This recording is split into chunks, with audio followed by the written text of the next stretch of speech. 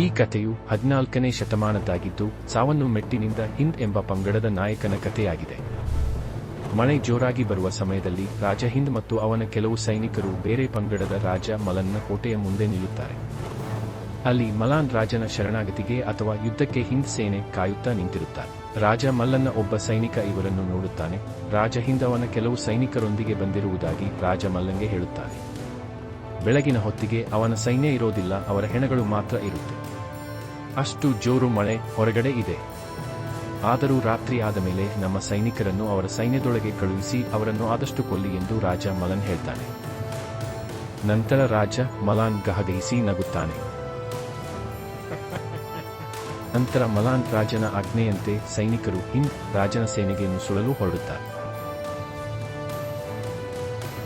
ರಾಜ Hind Malan ಸೋಲೊಪ್ಪಿಕೊಳ್ಳಲು ಬಂದೇ ಬರುತ್ತಾನೆ ಎಂದು ಕಾಯುತ್ತಾ ಕುಳಿತಿರುತ್ತಾನೆ. ರಾಜ ಮಲಾನ ಸೇನೆಯು ರಾತ್ರಿಯಾದ ನಂತರ ರಾಜ ಹಿಂದನ ಸೇನೆಯ ಒಳಗೆ ನುಸುಳುವುದನ್ನು ಹಿನ್ನ ಸೈನಿಕ ನೋಡುತ್ತಾನೆ.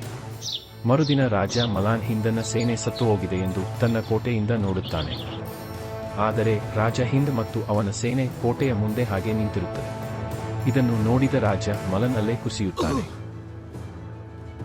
ಹಿನ್ನ ಸೇನೆಯು ರಾಜ ಮಲಾನ್ ಸೇನೆಯ ಸೈನಿಕರನ್ನು ಕೊಂದು ತಾರಸಿಯ ಮೇಲೆ ಜೋಡಿಸಿರುತ್ತಾರೆ. ರಾಜ ಮಲಾನ್ ಶರಣಾಗತಿಗೆ ಬಂದೇ ಬರುತ್ತಾನೆ ಎಂದು ರಾಜ ಹಿಂದ್ ಕಾಯುತ್ತಾ ಕುಳಿತಿರುತ್ತಾನೆ. ತನ್ನ ಸೈನಿಕರನ್ನು ಕೊಂದ ಮೇಲೆ ನಾನು ಶರಣಾಗದಿದ್ದರೆ ರಾಜ ಹಿಂದ್ ನನ್ನನ್ನು ಸಾಯಿಸುತ್ತಾನೆ, ಸಾವಿಗಿಂತ ಶರಣಾಗತಿ ಒಳ್ಳೆಯದು ಎಂದು ಹಿಂದ್ ರಾಜನಿಗೆ ಹಿಂದ್ ಸಾಮ್ರಾಜ್ಯದಿಂದ ಕದ್ದ ಹಸುಗಳನ್ನು ಮರಳಿಸಿ ಮಲಾನ್ ಶರಣಾಗುತ್ತಾನೆ. ನಂತರ ಹಿನ್ನ ಸೇನೆ ಅವರ ಹಸುಗಳೊಂದಿಗೆ ಅಲ್ಲಿಂದ ಹೊರಡುತ್ತಾರೆ. ರಾಜ ಹಿಂದ್ ಅವನ ತಲೆಯ ಮೇಲಿನ ಕಿರೀಟವನ್ನು ಅವನ ಮಗನಿಗೆ ತೊಡಿಸಿ ದೇವರ ಮುಂದೆ ಕಣ್ಮುಚ್ಚಿ ನಿಲ್ಲುತ್ತಾನೆ.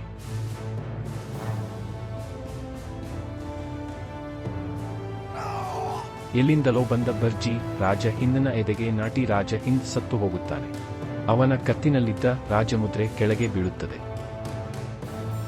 ಒಂದು ಕಳ್ಳರ ಗುಂಪು ರಾಜ ಹಿಂದ್ ಸತ್ತ ನಂತರ ಅವನ ರಾಜ್ಯಕ್ಕೆ ಬಂದು ಹಣ ಮತ್ತು ಚಿನ್ನಕ್ಕೆ ಬೇಡಿಕೆ ಇಟ್ಟು ಕೆಲವರನ್ನು ಕೊಲ್ಲುತ್ತಾರೆ. ಆ ಕಳ್ಳರ ಗುಂಪನ್ನು ನೋಡಿ ಅಲ್ಲಿದ್ದ ಜನರೆಲ್ಲ ತುಂಬಾ ಭಯಭೀತರಾಗುತ್ತಾರೆ. ಆಗ ಹಿಂದನ್ ಬಂದು ಆ ಕಳ್ಳರನ್ನು ಕೊಂದು ರಾಜ್ಯವನ್ನು ರಕ್ಷಿಸುತ್ತಾನೆ.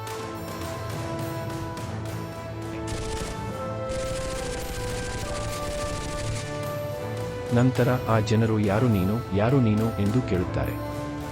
ನಂತರ ಅಲ್ಲಿದ್ದ ಒಬ್ಬ ವ್ಯಕ್ತಿ ಅವನನ್ನು ಹಿಂದನ್ ಎಂದು ಗುರುತಿಸುತ್ತಾನೆ. ಎಲ್ಲರೂ ಅವನನ್ನು ಆತ್ಮೀಯತೆಯಿಂದ ಸುತ್ತುವರಿಯುತ್ತಾರೆ. ಹಿಂದನ್